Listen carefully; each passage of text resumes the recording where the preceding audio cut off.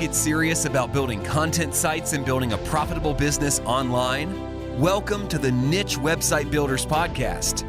We bring you the latest field-tested tips, tricks, and strategies for building a profitable online asset.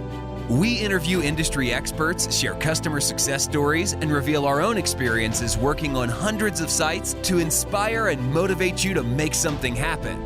Let's do this.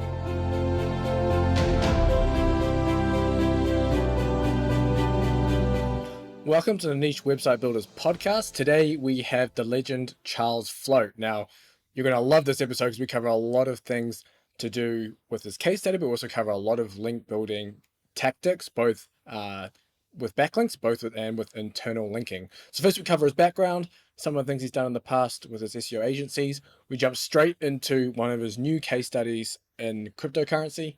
So he has a new crypto site and we discuss some of the tactics around there. We go into the common mistakes that he sees through his SEO audit service. So he audits a lot of affiliate sites and does video reviews there. And some of the common mistakes that he sees through those sites, and often it comes down to internal linking, which we also cover a lot during the podcast, but also in terms of backlinks. And we cover a lot of backlinking strategy with this, where to send your links, tiered link building. We even cover the importance of NoFollow links. So obviously, NoFollow links don't pass juice, but Charles talks about how we can activate these NoFollow links to pass more authority and trust. We also cover things about relevancy and power with links, and one of Ahrefs' more recent case studies around sites having more links that are able to rank high, whether this is a chicken and egg thing or basically Charles' opinion on this. We also cover a slightly black hat topic, and we look at Parasite SEO, and we also look at online reputation management. So Parasite SEO, essentially using other people's websites to rank whatever it is we're trying to rank. And then online reputation management, where people are essentially trying to bury any kind of bad news or bad press about them. And then we finish off with what Charles's opinion is on the future of Google search. Obviously now, as niche website builders, we see when we're searching keywords, maybe we see Google Shopping on there, we see more YouTube widgets, we see people also ask and all sorts of things covering the page. So what he sees as the future going forward within Google. So enjoy. This episode is brought to you by Niche Website Builders, an agency dedicated to helping people just like you build profitable content sites. Niche Website Builders are the hands-off content site marketing agency you always wished existed. It's run by content site marketers for content site marketers, and they help both investors and individuals alike build profitable online properties. They provide a fully outsourced approach to content creation, link building, and done-for-you website builds, the same approach they use on their own six-figure portfolios. For example, their content packages come with a proprietary keyword research process, are written by in-house native English speakers, formatted using templates proven to convert, and uploaded to WordPress with affiliate links added so that all you need to do is hit the publish button. Check them out at nichewebsite.builders/show. That's nichewebsite.builders/show and fill out the form to get coupon codes for 10% more content or a 10% discount on links with your first order sent right to your inbox. All right, welcome to the Niche Website Builders Podcast. Today we have the legendary Charles Floate. Thanks for joining us, Charles. Thank you for having me, James. No problem. All right, so first, just for people who might not be aware of you, just give us a brief background, maybe yourself, and maybe some of the things you've done previously in your agencies. Yeah, so I have been an SEO for, I want to say, like 13 years now, nearly 14 years or something, which is feels like a lot longer than that, to be honest. Like it's weird because it's basically half my life that I've been doing SEO for, and it feels like my entire life I've been doing SEO for. So I've kind of had a benefit of basically being able to go straight into SEO as my career, because I started so young. My first job when I was 16, I lied and said I was 18, was a junior SEO position at an agency in Birmingham, which is where I'm from in the UK. And I started working for them, and then about 6 months in, they wanted to do my tax returns with me, and I didn't have a tax ID. So I just made one up and gave it to them. And they were like, this isn't valid. And I was like, yeah, I'm only 16. Early days of tax So they were fraud. like, yeah, exactly. So I was like, yeah, I'm actually only 16. And the guy was like, what? He was like, I wanted to like make you the SEO manager, but now like I've kind of got to fire you. So yeah. So that happened, but luckily at the same time, I'd just gone for a meeting with another local SEO called Matthew Barbie, who is now the like VP of marketing for HubSpot, I believe, or something like that. He's quite big with over in HubSpot. So I met with him, and he was the manager for another SEO agency at the time. And I basically said, hey, look, I'm probably going to be leaving this agency soon. Like I told him the full story. I was just about to turn 17, so I was legally able to work anyway. You were legally able to work at 16, but they pay you a lot less in the UK. So I didn't want to get paid a lot less. I wanted that 18 salary, right? So luckily I went over to this agency that Matthew Barbie's working at, and they actually offered me more money. So they just doubled my salary from what I was on the other place anyway. So I was really happy with that. But then 3 months into there, I just realized like I don't think I can work for people. I have an authority complex. Like I really just dislike working for other people and working in agencies and working on client stuff even. So I set up my own business, started blogging and SEO, set up an agency, set up an affiliate site, kind of just threw my hat into every kind of SEO business you can do. Some of them didn't work out, some of them did, some of them I've sold. I've sold 2 agencies now for 6 figures, and I've slowly transitioned away from client work more towards mainly my affiliate portfolio, and then consultancy and training in SEO, as well as like I'm part owner in my own family business, which we now have like 300 employees in the UK or something. So it's mental how big that's grown. So we've just slowly been building everything up, and I've slowly been realizing what I actually like to focus on, right? Because I've tried so many different things in SEO, affiliate sites, link building services, agency, freelance, consulting, everything, right? CPA, ads, the whole lot. I've tried it all, and I've felt because I've tried that, it kind of positioned me in a way that I understand what I really enjoy, what I like, and it's allowed me to do what I enjoy every day rather than just kind of slaving away at projects and sites and stuff that I don't enjoy and I don't want to do. Because I have a problem with, and you're probably, a lot of people in your audience will understand this, especially niche website building community. I build a site, I build out the project, I'll put 6 months into it, I'll rank it, and then like the drive will just go because there's no competition left. That initial spark is just gone. So I hop from projects to projects, and I've done that a lot over my career, and it's kind of destabilize some of my projects, destabilize some of the websites and stuff. Some of them have done really well. I've sold a lot of them, but I've realized at the start of the pandemic that I need to stop hopping around and stop doing that stuff and just laser focus my attention on the right areas. So I found niches at the start of the pandemic and kind of re-optimized my sites, because a lot of them at the start were in travel and finance. That was my main 2 niches. Like 90% of my portfolio was travel and finance, and both of those niches just got destroyed by the pandemic. Like at the start, literally I had some sites doing 15k a month, and then in December, November, October, 15k. January rolls around where the pandemic really hits in, and it did like $13 or something the entire month. I'm like, wow. God damn, okay. Yeah, so literally some of them just got nuked into the oblivion. But that also, again, opened my eyes. It made me realize that I need to diversify my portfolio more, because I wasn't doing it, and it was too easy to just go and throw up sites that you'd already made and try and take like the second and third spots on top of already owning the first, right? And then it also allows you to you could sell a website, and as long as there's not a competitive clause, a competitive contract, which you non-compete agreement, you can still compete with them and still rank them and still have those second, third sites overtaking the site that you just sold. So I started doing that, but I've realized again, it's better to diversify, set up different niches, different income streams, everything, so that if anything does happen to one industry or even the entire world, like a pandemic, then you're totally fine. Yeah, I think we all suffer from that shiny object syndrome, don't we? Come up with a new niche, new site, but there's only so much time in a day. Exactly. Yeah, exactly. So why don't we dive into one of your newer shiny object syndrome projects then? Maybe one of your case studies. You mentioned that you had one in crypto. How's that going now? What was the process, I guess, with starting that and building it? Obviously, it's a very competitive niche. So what was your process, I guess, going into that project? Yeah, so I've been building my own crypto portfolio for ages, and actually I started blogging about like Bitcoin and stuff in 2011, I think it was. Okay. Like that was legit the first time I started even posting about it. And I was buying like Bitcoins and stuff for like $15 and $11, $12 a piece and things.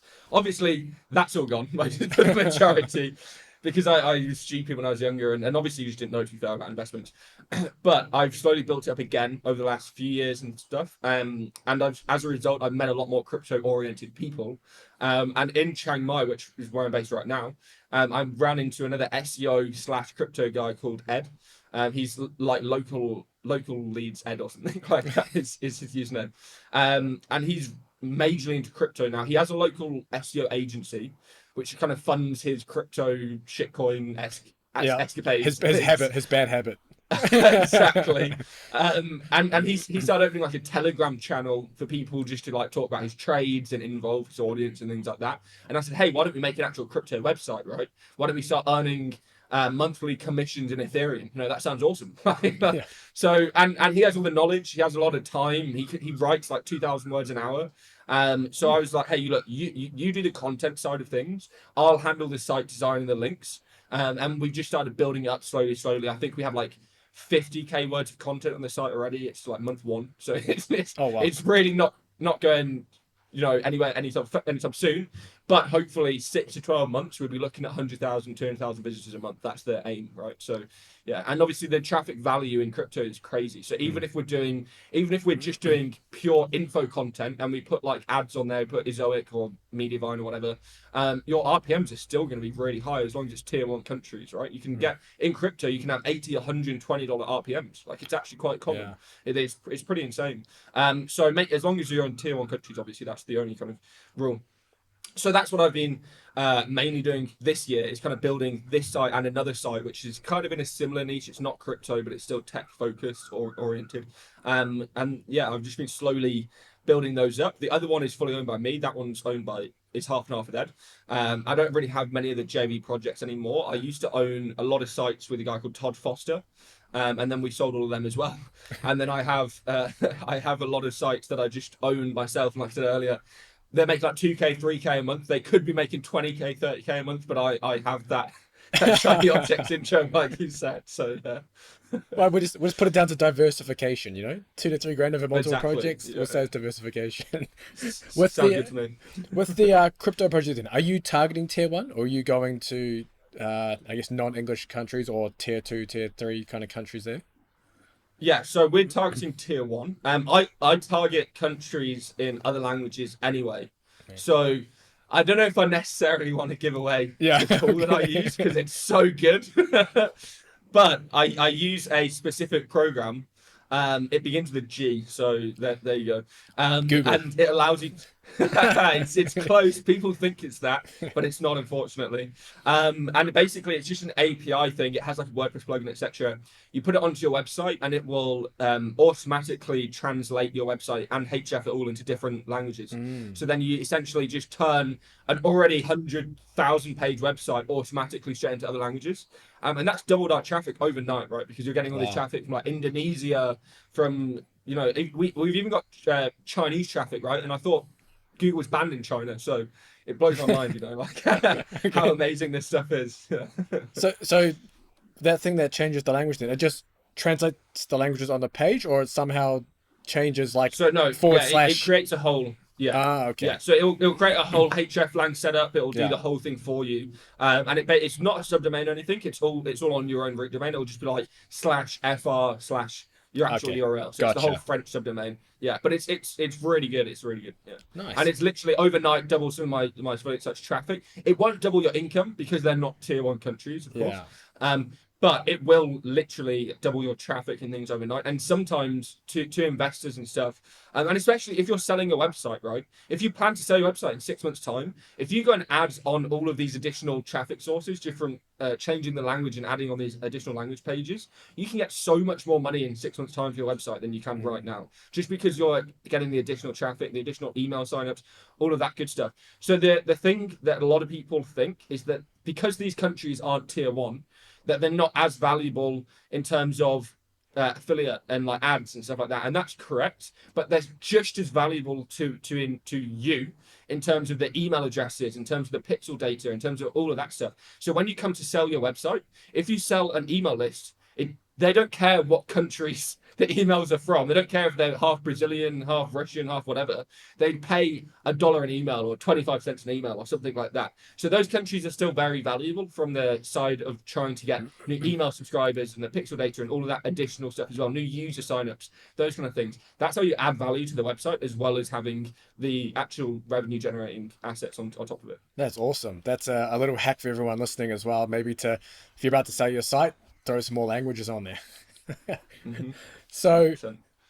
without going too deep into your project and giving away too much, what are you looking to target topic and keyword wise? Because obviously you're probably not going to go after how to buy Ethereum, just because that's probably going to be smashed by some of the top crypto sites. So are there any lower hanging fruits that you're looking to cover within there that maybe you can give away that aren't going to give away too much of your site? Yeah, so I won't necessarily rank for that, but I will still build a page because it's all about building the topical authority, right, of your site. So you still need that page, just because competitors will 100% have it, and that page is going to contribute to your overall authority and success of the website. As well as, if you set up your URL structure, you could set it up, and I'm not going to give away the URL specifically that I use, but you could put like /Ethereum and have your what is Ethereum under that page, and then you have / best exchange / prediction / all that kind of stuff with addition / forecast, right? So you have all of these additional pages that are underneath it, and then it allows you to have this main page, which is the topical hub and the thing of the page, which then underneath that page you have, in the tiers of the URLs, you have the additional pages, which is all supporting each other within that kind of topical hub, right? So that's what I like to do, is I will make those pieces of content anyway, and then hopefully in 3 years we'll rank for them, right? But initially I'm just doing it purely because you need it as part of the topical hub to build it all up, and kind of, or the topical cluster to build your website up into a proper authority. How deep do you make those pages? Do you go? It depends, like 3 or 4 layers sometimes. Okay. For sure, yeah. Do you think there's a limit then with how far you would go? No, 100%. So the way I explain it is it's the same as like Windows File Explorer. It's literally the same setup, right, on your URL structure. Everything should be within its own folder, and everything should be within its own subfolder, right? And you just have to think of it as, that's the easiest way to explain it to people, because they've gone on Windows Explorer for so many times and everybody's used it. You have to at some point. And it's the easiest way to explore it. As long as everything's in its correct folder, it's all supporting each folder and each subfolder that's in. So that's the easiest way to explain it. We could go way more technical, talking about like spokes and topical clusters and all this stuff and things, but you don't really need to, right? So I like to think that as long as it's within the folder, it will be supporting the folder above it, and so on and so on and so on and so on. So that's exactly how it works. And if you look at some of the massive directory websites, they will have like /United Kingdom / West Midlands / Birmingham / Solihull / fucking hairdressers / best in this postcode, like, and it still all supports each other. And that's a lot of the reason why they rank, is because they have so many of these pages that are all supporting each other up the chain. Is your internal linking structure then very strict, like just within that subfolder, or do you link out as well to others? No, yeah. So 100% internal linking. I that's one thing that I think most SEOs mess up with. I'm super aggressive with my internal linking. The only thing that I'm not aggressive with is the keyword usage. So if you have a page that is what is Ethereum, I will only try and use the keyword what is Ethereum once in the internal linking of the entire site. Oh wow. And I will try, so because I'll try and use different variations of the keyword or different variations of a keyword on every single internal link, so that you're passing different values through every time. And I try to make sure that the more competitive the anchor text is for the internal link, the more authoritative the page the internal link is on, right? So you have the most competitive internal links linking from the most authoritative pages on your website, so that you're getting the most juice through the strongest or most competitive anchor text, essentially, so that you're theoretically sending the best chance to actually rank for that keyword, because it has the strongest page on your website linking from it or something like that. So I try to do it in kind of a list format of the most competitive goes with the most authoritative, and it goes down to the least competitive goes on the least authoritative of the website. And I try to just use that, but every single internal link to one page is using a different variation of an anchor text, unless it's just really difficult to do. Like there's some niches where it's very scientific words or something, where you literally can't change that word because people only Google that thing. So sometimes you have to use it multiple times, but 9 times in the cases you don't, and it's better off using different variations so that you're going to rank for everything. Okay, that's interesting. I like that. That's something I did not know, and I'm sure hopefully the listeners as well picked that up as well for their own websites. But I wanted to cover maybe some of the common mistakes. I know you do a lot of SEO audits for video SEO audits for a lot of different sites, affiliate sites, e-com, whatever it is. Are there common mistakes? I mean, this internal linking one could be one anyway in itself, but are there any common mistakes that you see that are kind of a theme throughout most affiliate sites that you cover within your audits? Yeah, there's a theme with SEOs and starting sites, which I hate, which is this thing that people get into their mentality that once it ranks, that's when I'm going to do the work. And I'm like, but that's not how it works. You need to do the work to get the rankings, right? And like, there's so many people that have that mentality. Oh, I'll change the design once I'm getting traffic. Oh, I'll do the internal linking once I'm getting traffic, etc., etc. But you're setting yourself up for failure with having that mentality, right? Because it's when you have a new site, you want the first index of that new site to have the best possible interaction with Google's crawlers as you can. Right, because the first time Google is clocking your site, the first time it's seeing that domain, it's literally first impressions, right, of your site. It's gonna immediately analyze and rank you, and you want to be starting off from a good position as much as possible from the get-go, so that you're allowing Google to say, okay, this website has the topical authority, it has the niche relevance, it has these signals, it has those signals, it has everything we're looking for from a website straight away, so that it will rank you straight away. You shouldn't be doing stuff after the fact. You should be doing it before. And I even take it to the extent that we won't index a site until we have dozens of pages live and ready to go, right? Until the website is, the design and the CRO and the load time optimization is finished. And then we've had the content writers and the publishing VAs go in and put all this stuff on the site. Then I'll publish it, right? I'm not going to put 5 pages on a site and let it index because it's not ready to index. And it's not going to allow that topical authority to build straight away off the get-go. So I try to make sure that SEOs don't do it as much as possible with that mentality, because I think it's the complete wrong mentality to have. In terms of other issues, internal linking is a massive one. People just seem to either over-optimize or under-optimize. The amount of affiliate sites I've gone onto, and they have 100 blog posts, but none of them internal link to anything. And I'm like, what are you doing? Like, yes, it's going to contribute to your overall topical authority, but it's not going to pass any specific juice or any specific topical signals to a page. It will just help your overall site. But all of your competitors have got actual page-specific signals coming from their content, and you don't. So it's a very easy fix to just go through and add internal links to everything. The only problem is that Google does tend to devalue links, even if they're internal, if you add them after the fact. Right? It's a thing to do with like niche edits and stuff. I think Google tried to burn niche edits and link insertions as much as possible by just essentially removing them. Removing the value they have by devaluing links that get added after the fact. And all they have to do is check the cache, right? Google's cache history is 2 years. So your page is in Google's servers, and they can reference that cache for 24 months prior to the page that's indexed today.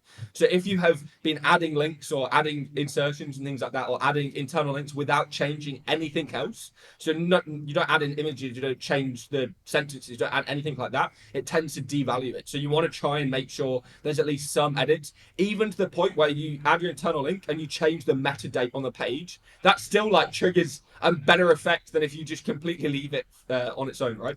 So I see that quite a lot. The only other thing I would probably say is link building stuff. People don't understand it fully, or they've like listened to a link building strategy tutorial from like 3 years ago or 4 years ago or something, and they think they know this strategy, they think it works, but actually this part got burned years ago, or you shouldn't be using this anchor text, or these types of links don't work.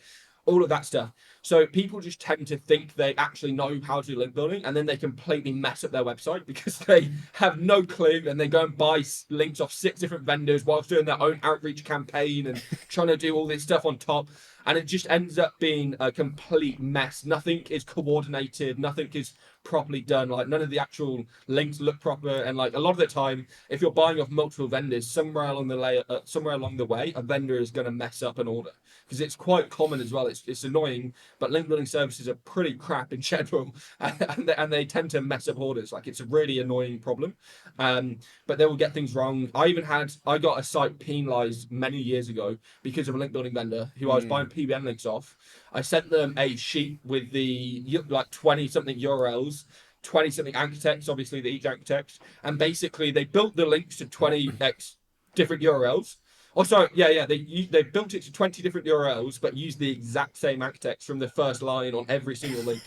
So I was like, you know, and they're PBN links, so they were like immediately put live and like indexed, and like I got the report back like a week later, and I was like, what the fuck is this? and then. Yeah, I think 3 days after that, I got like, the penalty email. I'm like, oh, you bastards, you know, like. So you just have to be aware, and try and make sure that you have a complete understanding. And the most important thing with link building is it's an up-to-date understanding, right? So if you're genuinely struggling and you don't have the complete consensus, don't do it. Like that's what I would say. Learn more, speak to some people. You know, you can hire me for a consultation if you need. There's all of this available resources out there that will make sure that you're set up for success rather than setting yourself up for failure. And if you're completely unsure, don't do it, because you're probably wrong. Like that's what that's what I've seen from the last 13 years of doing SEO, unfortunately. Oh, perfect. This is actually a perfect segue into some link building stuff. But before I get there, first thing, if you're looking for done for you links, obviously talk to niche website builders. I have to give them a plug here. Yeah. And secondly, when you mentioned about the link insertions and the internal linking, I guess on older pages, does that mean you recommend, if you're going back now and you're like, realize, oh shit, I haven't done any internal linking on my site for the past year, would you recommend then going back and when you do your internal links, then adding some more text to those pages and then updating, I guess, the date as well with each time you do it? Yeah. So when we're doing link insertions, I try to do that. But a lot of the time with link insertions, it's best off to try and find actually what I can't remember what it's called, but there's an RSOS. You know RSOS? It's like reverse sink or swim. It's it's a methodology created by the OMG Machines guys. It was actually Scott Morrison or something like that. I can't remember his name. But it was actually him that created it. I try to do a slight different version of what they do, but essentially they build guest posts on sites that are the exact same as the content on your site. So let's say, you know, you have best fat burners as your article on your blog post. They will make a guest post about best fat burners, and then they'll link it straight back. So it's exactly 100% relevant. What I like to do instead of that with link insertions is go into the SERPs. So like, let's say you're trying to rank for best fat burners. I'll Google best fat burners with like, you know, Ahrefs bar or Moz bar or something, so I can see the metrics in the SERPs that I'm not checking all that stuff on top. And then I'll just go through and look for something that's not directly in competition with me. So I'll look for somebody who's like a health blogger or something like that isn't selling anything. They're not an affiliate. They're not anything that is directly in competition with me, but they're in the first 10 pages of Google for the exact keyword I'm trying to rank for. And then I'll just say, hey, how much is a link from this exact page that is already ranking? And by far the best links you can get are from your competitors in the search, right? They're like the ultimate golden goose kind of thing. And that's what I've been trying to do recently, is just basically RSOS link edits or link insertion, sorry. And that's been working phenomenally. Like the amount of times that you have a page that's like on page 4 and it immediately goes to page 3 from one link that you get from a competitor is crazy. Like it's so fast, it's unbelievable. So I really like that style of link building as well. So you mentioned these sites that are ranking on the first 10 pages of Google that you look at. Yeah. Ah, interesting. Yeah. Okay. Yeah, because obviously generally you won't be able to find a competitor that will link to you for money in the first 10, especially in competitive niches. Sometimes you will if it's a less competitive niche. But they are competitors, but they can't be direct competition, right? So they can't actually, because they won't link to you. So you need it to be a blogger or something like that where they're not actually selling anything or promoting anything. And half the time you get them really cheap. Like I paid $50 or $100 because I've let them tell me how much they want, and it's literally the best link I've got on the entire website for like $50. Like it's crazy. So I really like that style. The other kind of style I like to do is making sure that there's tons of tier 2 stuff going on. So especially around the lower authority links, I tend to, or sorry, the higher authority links, which aren't niche relevant. So, you know, you get a link from the New York Times because it's such a generic niche authority. You know, it's not actually any specific niche. It might be classed as a newspaper, but they're covering a bajillion topics. They have like tens of millions of index pages. It's huge, right? If you can get a link on there, and then you can start, even if it's NoFollow, right? If you can start blasting tier 2 links at it, it will make that link so much stronger than what it was before, because the link on its own is basically an orphan link, right? If you get a new editorial on a big publication, most of the time, 99% of the time, it's not going to have any internal links from the rest of the site. It won't have any social signals from users actually sharing the article. It won't have any links from anyone actually linking to the article. It's a complete orphan page on its own. And that obviously doesn't really give Google any value apart from like the root domain value that you get from the site. And even then, it's going to discount that root domain value because it's an orphan page. So I try to build some social signals, some backlinks. And if you can, if it's on a site that you can negotiate, try and negotiate some internal links from the best pages of the most authoritative pages on the site. You try and negotiate internal links from those, linking to your article, and that article goes to the moon, right? So there's all of these different ways to try and make guest posts actually powerful, because a lot of the time when people just buy plain guest posts, they don't do anything because they're orphan pages, like I said. So a lot of the time I try to make sure that there's some kind of tier 2 or internal linking or social signals or something.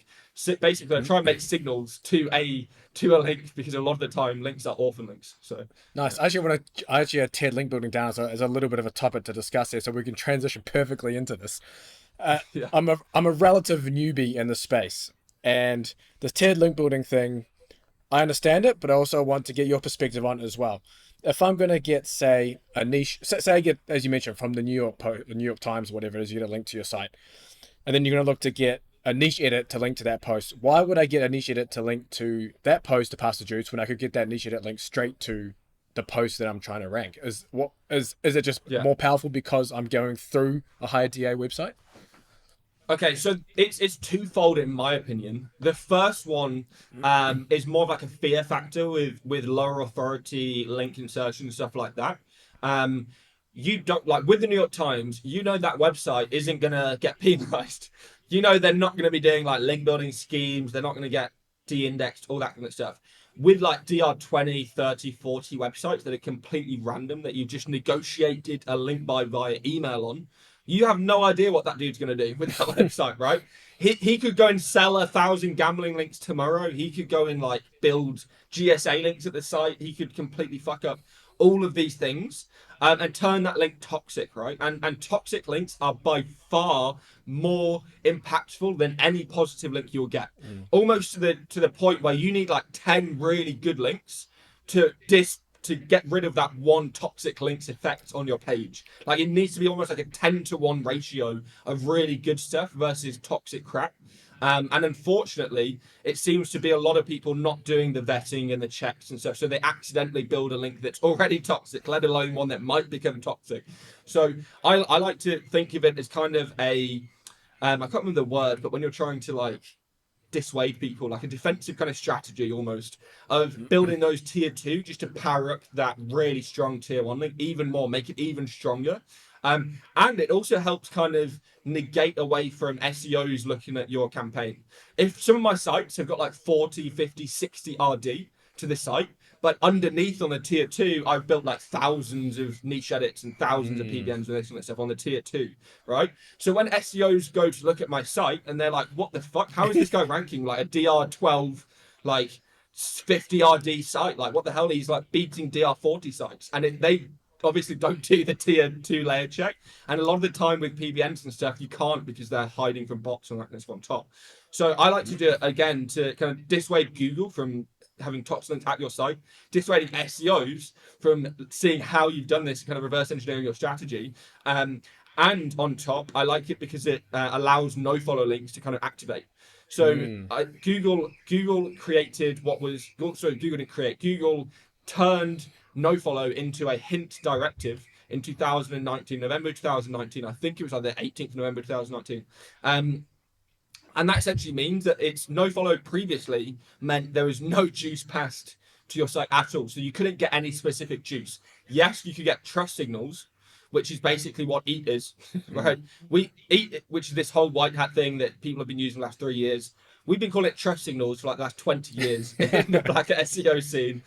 We've known about it for a long time. And essentially, it was a trust signal. So that, you know, if you got a Wikipedia nofollow link, if you got a BBC nofollow link, yes, it might not actually rank your site, but it's going to prove to Google that your site is more authentic, and it's going to validate your site as being more of a real entity, more of a real business, more of a real company, etc., etc. It's another way to kind of validate your company and business and website with Google, which you really need to do, especially for new websites, because you want Google to trust you, especially like YMYL niches. You really need Google to trust your site. So a lot of the time we were using it for that. So, but now that it's now a hint directive, Google's essentially told you need to activate that link for it to pass juice. So it's a hint directive to the extent that it won't pass juice if there's no other signals to that page. And we've tested it. So if you get a nofollow link, like I said, from an orphan guest post, so there's no other signals going to that page at all, that won't pass juice. It's unlikely it'll even pass a trust signal because it's not got anything going to it. Whereas if you start getting some internal links going, if you start getting some social signals, some backlinks, all that stuff on top, it can actually pass juice, and it can theoretically be your most powerful link, because competitors can't get a nofollow link that passes juice, because 99% of competitors don't even know that's a thing. Wow. Right? So, yeah. So a lot of the time, a lot of my secret source, and also bear in mind that tools like Majestic, Ahrefs, Moz, they discount nofollow links as part of your metrics. Yeah. So if you built like 100 nofollow links at your site, you'll still be a DR1 or DR0. Like it might be DR0.2 or something, because they count so minimally towards your overall statistics. So putting that again is another way to throw off SEOs, because if 90% of your portfolio is nofollow and they're like, what the hell, how is he ranking? Because it's all nofollow links and it's got DR0. It's another way to just throw off SEOs even more. Half the time, I feel like a lot of the time in the SERPs, it's you're more wanting to like throw off SEO competitors that are trying to reverse engineer your strategy, and any time I can do that is a bonus for me. So like I really like it, you know. If they want to spend an extra 10 hours looking at something that takes me 5 minutes to do, I'm loving it, you know. So it's perfect. So if I'm thinking about this in terms of application, so for example, I could create a Wikipedia page on maybe my brand or whatever, link to my site, and then pump that Wikipedia page with links, and that'll basically enhance the power of that nofollow. Yeah, and also because of this is another trick that a lot of people don't know. Wikipedia's external links are moderated, right? So if you add an external link, it will likely, especially if you're a new account, it will get added to the moderation queue, the editor's queue, whatever they call it. Whereas internal links don't. So if you have a Wikipedia page about your business, and you can get editors, you can pay them off to make a Wikipedia page for your business. I've done it many times. You can actually then get other Wikipedia pages, which are very powerful, have, you know, very strong links, etc., to internally link to your Wikipedia page, and that doesn't get moderated, so that they will stay. You know, as long as an editor doesn't come on the page, sees the revision changes and edits it back, that link will stay. And so you've basically for free powered up your page without having to build any links, without having to build any social signals, without having to do any of that, because all of these other pages with tons of links are now linking to your page internally and passing you all this juice that you needed. So I like that strategy with Wikipedia as well, because you don't actually need to power up a Wikipedia page, because it will do it for you if you do it correctly. Wow, okay, there you go. Some Wikipedia hacks for everyone listening. But regarding, I guess you could say, just niche edits, guest posts, anything like that, regarding your anchor text, do you build exact match anchors straight to your page, or are you looking at more generic brand anchors for your content, or are you just doing a mix of everything? Yeah, so unlike a lot of SEOs, I don't. So I'm in so Kyle Reef. Let me start the story. Yeah. Kyle Reef is another SEO, very well known. He lives in Chiang Mai, literally 10 minutes up the road from me. Carl and I have a shared philosophy around link building, which is we don't link directly to money pages unless it's the best link your site could ever have. So unless you are going to get featured in the New York Times and you're going to get like quoted and you're going to get a specific link to that page or something, then yes, you want to link to your money pages. But that's never going to happen for your affiliate site, realistically. Like, it's not. So I just don't like linking to money pages because of the whole toxic link factor. So if a link does turn toxic or it becomes toxic or anything like that, it's completely destroyed that page 90% of the time. So I prefer to just link to supporting pages. And the supporting page can likely power up, because of the internal links it has, more pages than a money page anyway. Because you have a money page, you're less likely to internally link to other pages on the site. You're less likely to external link to other sites, etc., etc. You're less likely to utilize the juice that page is getting to spread around your site. Whereas with supporting content, it's quite common to link to 10 to 20 different money pages from one piece of supporting content internally, and with keyword focused anchor text internally, right? So you're going to actually theoretically power up more pages linking to a supporting piece of content than you are going to link to a money page anyway. And if a link turns toxic, you don't give a fuck if that page gets de-indexed, right? Because it's a supporting piece of content. It doesn't actually give you any money in your bank account. It just gives you overall topical authority. And the fact that it's cheaper to buy links that link supporting content than it is to money pages. A lot of sites just straight up won't link to your like vacuum cleaner review, right? Yeah. Because they don't want to, because it looks bad and it looks crap. So, but they'll quite happily link to your vacuum cleaning guide. So, and it'll a lot of the times be cheaper than linking to your money page. So there's kind of a threefold way that I don't like linking to money pages. I like linking to supporting content that can then power up all of my different money pages. Yeah. So then are you going branded or generic to your supporting page, then supporting page internally link with the keyword variation that you want to the money page? Yeah, so I don't use straight branded to any of my internal pages. I'll use branded at the homepage, but I don't think you should, if your website's Google and you're linking with the anchor text Google, you shouldn't be linking that to like the page about vacuum cleaning reviews, right? You should be linking it to your homepage. So I like to use variations of the brand. So I'll use like Google's vacuum cleaning guide or something like that, right, as the anchor text. That helps. But I've also done some tests many years ago. I haven't done them recently, to be fair. Which showed that the longer the anchor text was, the less likely it was to be toxic, which is fucking mental, right? So if you had like a 20-word long anchor text, Google was like, that's never going to be like some black hat link, So we just did. I also like to do that, where you can have longer form anchor texts with supporting content, because you can go really detailed and make it, that Google's vacuum cleaning guide for beginners on these basic tips or something like that, and it makes it a lot more white hat looking. So there's multiple kind of levels to why I like using it. And in terms of anchor text, I only really link branded to the homepage because I'm trying to stack the entity. And then I just try to use the supporting content's title and variations of keywords around it. I will try and rank some supporting content, because I don't think it's a good idea to just focus on ranking your money pages and not have any supported content ranking. I think that's just asking for trouble in the long term and kind of anti-future proofing. And I really like future proofing the site against algorithm updates and against all that stuff. And also when it comes to I flip a lot of my sites as well. So like Empire Flippers is the main platform that I sell my sites on. I also sell through like a lot of private deals, to be fair. But when I sell with them, they do their due diligence on the site, and the less stuff that they're flagging in their due diligence for investors, the more likely I am to sell that site. So I try to future-proof as much as possible. They will tell their investors if there's PBN links on the site, right? Which, as they should do. A lot of marketplaces don't, right? But as they should do. So when I sell a site, I remove all of my PBN links. I replace them for like niche edits and guest posts and stuff like that, because I make sure that there's nothing that could potentially offset the value of the site at the end, right? I try and maximize, like I said at the start of the interview, I try to maximize the value of my website. And same goes for taking away the minimizing factors as well. Gotcha. What's your opinion then on relevancy versus power with links? Are you going after power, not caring about relevancy, or are you like, I need relevancy and it's going to be a combination of both? So with me, it depends, right? So they're actually they're a combined scale. The more authority, the less relevancy, and the less authority, the more relevancy, right? So that's how I work it out.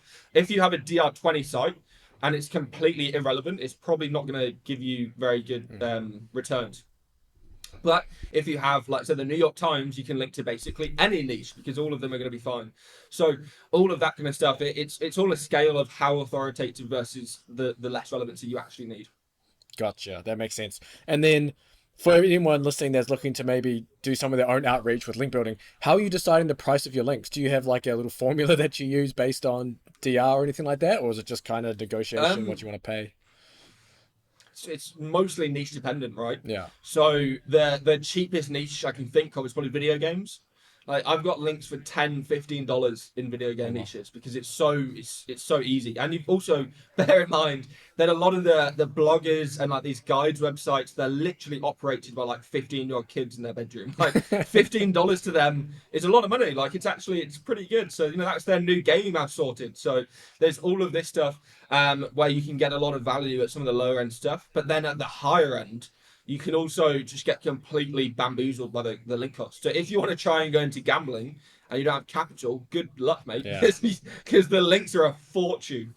Some gambling sites, they're DR15 and they will charge $400-500 a link, right? Oh. That in some niches that would you'd need a DR70-80 site to get that kind of money. And that's the minimum you need is to get that kind of money. So I like to, it's all completely niche dependent. And you really need to do your research into where it's valuable and where it's not. And most of the time, I like to ask site owners how much they want to charge me for a link. Half the time they'll go, we want 10K. And I'll be like, well, you're not getting that. How about an iPad instead? Something like that.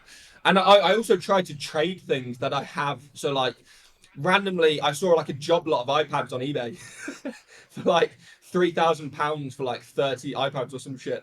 So I was like, okay, let's just do iPad outreach and like hey, he wants an iPad for some links. Exactly, right? He wants an iPad for some links. And I got loads of links that would have cost me like hundreds of dollars, maybe like $500 for a link for an iPad, right? And the iPad only cost me $100. So I was really happy with stuff like that. There's also some trading that you can do around link exchanges. So as I said earlier, I did a lot of travel sites, right? And within my travel portfolio, I created a Facebook group for travel blogger link exchange. Right? And the Facebook group went to like 30,000, 40,000 members. And I had like a fake Facebook account, which was the admin. And I'd pinned a post like, hey, DM me if you want to link exchange. Just send me your site, the metrics, and I'll send you one of my sites back and see if you can link to it. All I was doing was getting legitimate travel bloggers to exchange links on my travel PBM. So like, that's it. I was just like trading a link for an actual legitimate travel blog to one of my sites straight for one of my travel PBM links. And that worked all day, every day for like several years. Wow. So that's all I was doing. I wasn't spending any money on links. So I just set up a travel PBM with like 50 sites, cost me a few $1,000s. And then literally traded for hundreds and hundreds of links that probably would have cost me maybe $100,000 at the end of the day or something, so yeah. Damn, I'll be awaiting your iPad outreach course on Gumroad soon.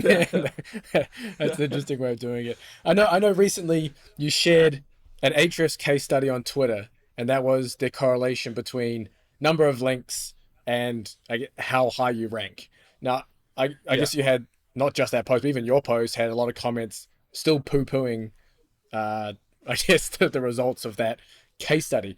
In your opinion, is this a chicken and the egg thing? They're ranking high so they're getting backlinks, or they're getting backlinks so they're ranking high? I think that is a good question. I think obviously the longer they're there, right, the longer they rank, the more likely it is to be the latter. But the least time they've been there, the more likely to be the former.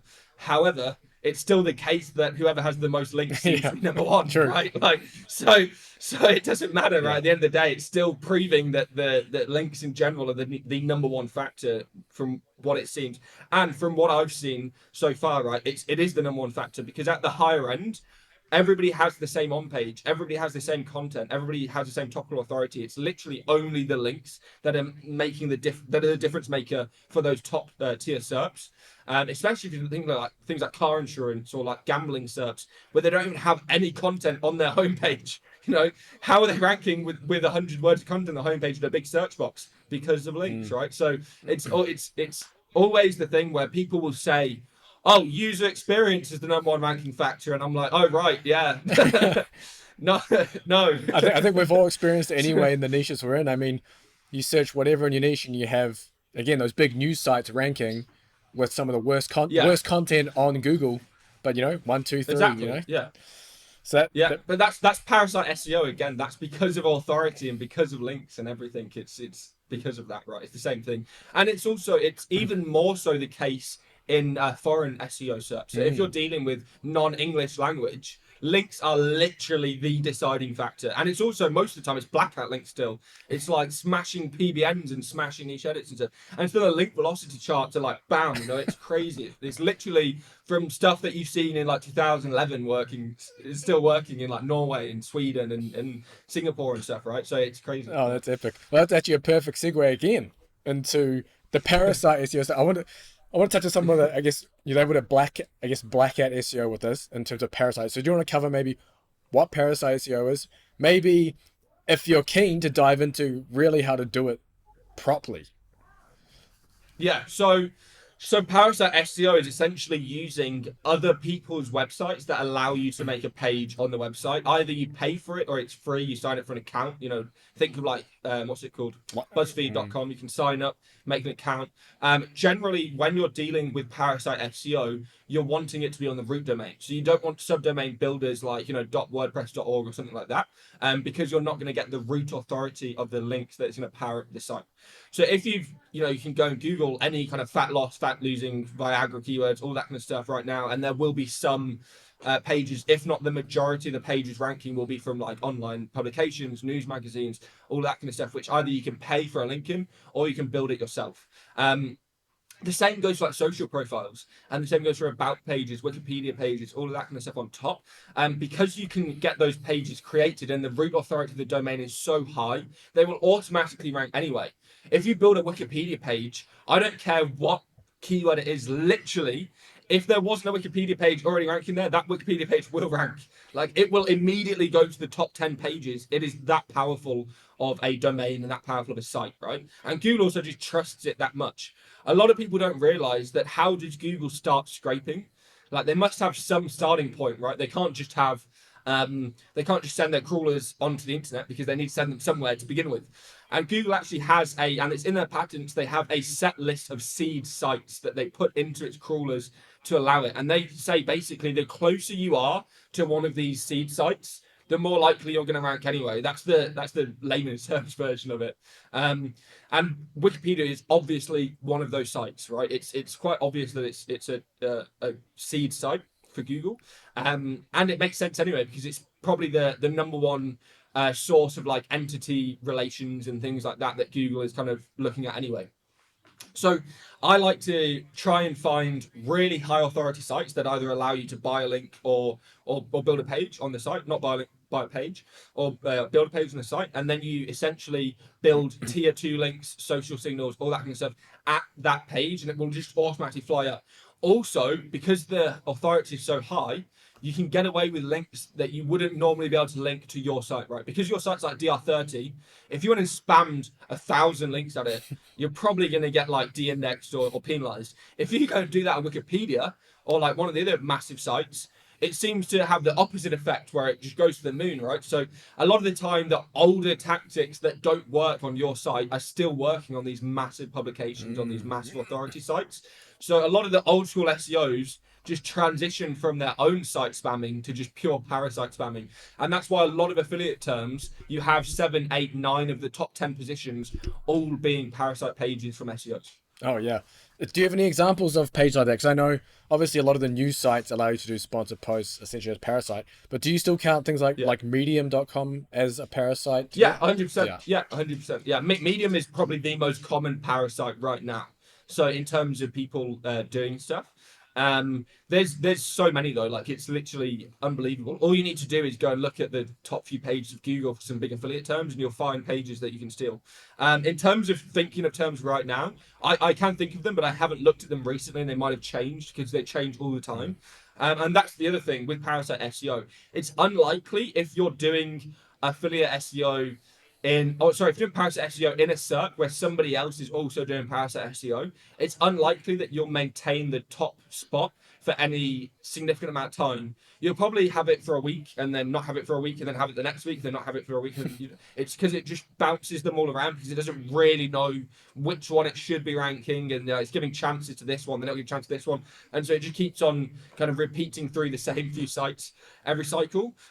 So it's not kind of guaranteed income, right? And that's why a lot of people in this space will throw up 100, 200 parasites a month, right? So that they just are diversifying all over the place. They're building all of these niches, they're building all this stuff.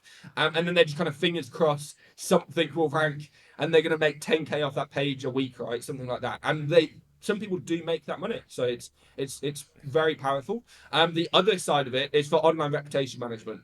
So you're a person who, when you were 25, went bankrupt because of some stupid shit, right? And because of that bankruptcy, you're now all over these bankruptcy websites. Just for listeners, he's not talking about me specifically. No, yeah. I'm just talking about generic cases, right?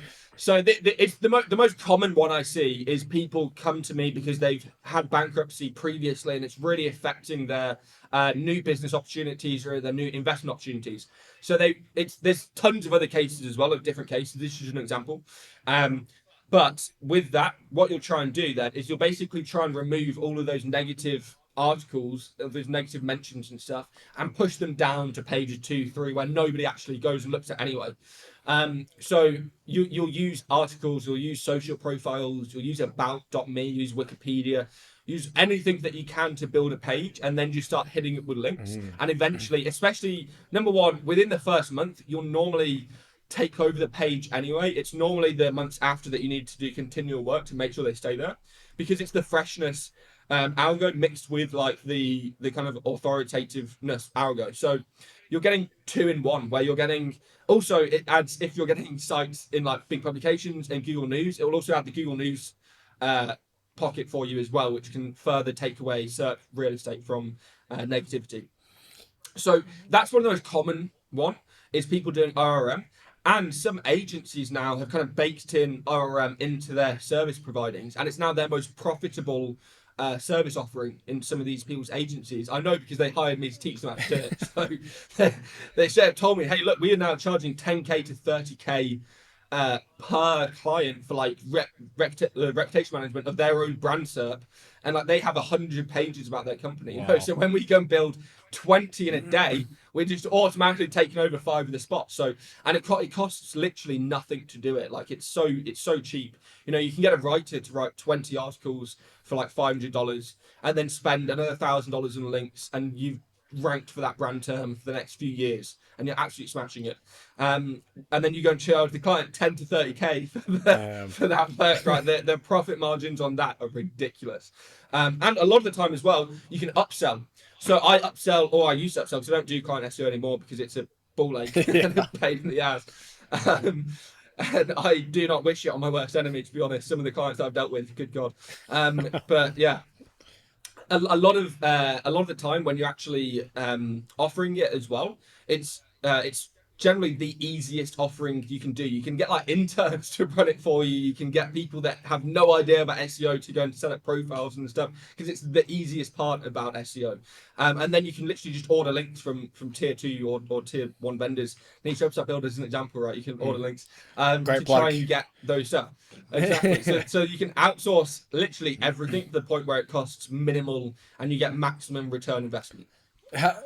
How much of this is going on within politicians and big like corporate businesses? Is this like a very common thing that we're just literally, all the bad news is just getting buried? So I have 2 examples. I know one guy in the UK who he did a degree in journalism. He then went into SEO, started doing SEO, and he kind of realized he had all these like political connections and journalism connections and things, that he should set up like a political SEO agency. And I think he's doing really well. So he's doing purely online reputation management kind of style stuff. It's very cheap to do. He doesn't have any employees. It's all like outsourced stuff. And he charges crazy money. I think it's like minimum £25,000 or something to do it. The other one is Matt Gates. You know Matt Gates, who's like an American Okay, so he's a US congressman or something. Yeah. I actually know, basically, I know he's done it because he reached out to another friend of mine who's an American SEO who I taught Parasite SEO, and he was trying to get him to do it for him.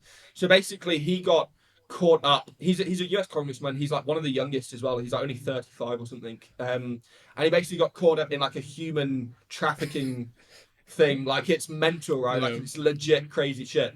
And like, obviously, so he just got slammed with these reviews from like everybody, right? Everybody was just killing him. And fair enough, you know. But he hired people to basically smash YouTube, smash Twitter, smash Google with everything, every piece of content possible, so that when you search his name, it basically doesn't come up. And also, he's the only politician I know that he paid someone to do auto suggest manipulation as well. So when you put it through, it doesn't have any of like his drama or accusations or human trafficking attached to his auto suggest anymore. It's pure like political. So that was probably one of the clever times I've seen it being used. And I genuinely think that saved his career. Like, I actually believe that, to the point where like he was like a big guest on Fox News and they loved him, to the point where even like Fox News like slandering him and like properly having to go at him and stuff. And he was one of their like biggest guests beforehand and things. So I do think it can work to the political extent as well. I've also seen it on the crypto side, where people will create drama or create fake news around coins and tokens and things. So they'll pay for like a Forbes article, like slating a token they're trying to short or something like that, or pay for it for their own promotional tokens and things like that. So I've had quite a lot of crypto projects, NFT projects especially, that have messaged me, hey, how can we implement SEO into our strategy or something like that, you know? So it makes it, and a lot of them as well, I think have like kind of rug pulled their audience and stuff. I'm sure. And they're trying to get rid of that, like, yeah, it's like if you Google their token, the number one auto suggest is rogue, you know. So it's like, yeah, that's probably the thing that you want to get rid of if you're trying to scam people, you know, unfortunately. But I'm not going to help them, so yeah, we'll clarify that. No, that's crazy. Like, it's crazy to think how deep it goes. I mean, I would assume then through the whole US election cycle that would just be rampant, like. Yeah, massive. Well, I think it was like the Cambridge Analytica. Yeah, I remember that. Like, yeah, it was fully a part of their like strategy. Like, they had SEOs and stuff working for them. Obviously, I think that they've gone bust and stuff now, and they're like getting sued into the ground by the British government and things and stuff. But you know, we'll see. That's crazy. I got one last question for you before we finish this up. The future of Google search, where you think it's going? Because right now, every month or so, we see a new feature, more YouTube videos, Google Shopping, whatever else, more ads, more Google ads. Suddenly there's only maybe 4 or 5 organic results on the page. You know, where do you see this going in the next months and years? Yeah, so we were seeing, we actually spoke about this on Twitter either earlier today or yesterday. I can't remember. My life moves so fast. And we were talking about Google's own services ranking. So if you Google cloud right now, if you Google cloud storage, Google's ad is number 1, and then Google is number 1 organically. If you Google camera or online camera, Google Chrome Store is number 1 organically, and Google Play Store is number 2. So if there's so many kind of aspects of where Google is just slowly favoring their platforms very obviously as well. And to the extent that I think either the US government or something needs to step in and intervene in Google bidding on its own terms in PPC, right? Like, that seems, even aside from SEO, if I was a PPC guy, and like I would have to go up here to Google Cloud Storage, and I'm not trying to do the PPC for Dropbox, and I'd be really pissed off that Google was obviously number 1, and like they're always going to be number 1 because they don't need to spend money to be number 1, right? So I think they need to regulate that side more so than the organic side, because I think they should be banned from using their own PPC system. In terms of the SEO side, I do see Google's own things just being consolidated even further, and like new, as you said, new features being added, hotels, travel, insurance, jobs. It's slowly taking everything, right? So I think the best way as SEOs is to try and just future-proof yourself against what Google's expanding into. So try and look at the news about what Google's actually expanding into. Try and look at the patents that they're filing. The easiest way you can tell that Google's going to go into a niche is the patents that they filed 3 years ago, because they filed patents around hotel comparisons and around travel comparisons, around job search APIs and all this stuff. So, and they filed that years before they added the feature in. So you can future-proof yourself by knowing what Google is likely going to go into and try and prepare for that eventuality just by looking at what Google is kind of announcing.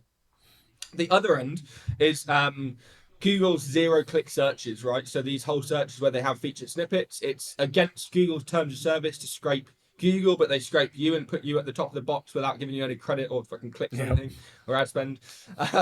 So I see that becoming more common. Like feature snippets are going to become more and more invasive, if anything. Like I'd say, I would say within the next 5 years, 25% of searches are going to result in a feature snippet, to be honest. And then you have the other end where what ranking factors are going to still stay important. I don't see Google dropping links anytime soon, because it's just, they put so much technology, so much money, so much information into it, that it would make little sense to look at something else as a ranking factor when this has worked so well for them, and it's kind of differentiated them at the beginning, especially from the other search engines. So I think that we'll still see a focus on backlinks. It will just mean that you'll need to be more technical with some of your stuff and things. But at the same time, I say all this, and then like right now, more auto-generated content sites are ranking than ever. So like, That's true. I don't, like more crap is ranking now than it was 5 years ago. So like it's hard to tell because Google hasn't exactly made the progress you'd expect it to do. What a lot of SEOs have said, hey, look, Google's dropping more algorithm updates than ever before. Like, it's really scary. Like, all this, everything's going like this, blah, blah, blah. I'll say, yeah, they are dropping more than ever.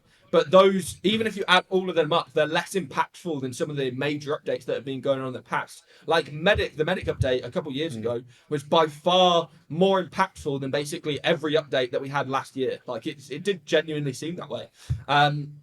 So I do seem to think that Google's algorithms, and actually, if you look at the impact over time, the Panda algorithm had like the most impact of any Google algorithm update ever, right? And then it's slowly gotten like this, like it's gone down and down. There's like a bar chart over time of the impactfulness of these updates.